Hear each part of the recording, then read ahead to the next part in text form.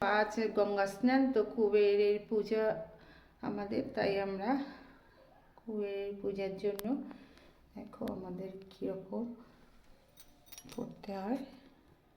তো একদিকে চাল দিয়েছি, আর দেখো লক্ষ্মী গণেশের টাকা দিয়েছি একটা করে, এগুলো হচ্ছে রূপোর টাকা। আর এই দিকেও দিয়েছি, এদিকে ধান দিয়েছি। তো ধান দিয়েছি, সেই ধানের মধ্যেও টাকা দিতে হয়। আর দেখো এটাও করতে হয় আমাদের নিয়ম অনুযায়ী ধানের। তো এটাও হয়েছে। আর ছোট্ট করে একটু পূজা দেব কুবের ঠাকুরের, তো সেই জন্য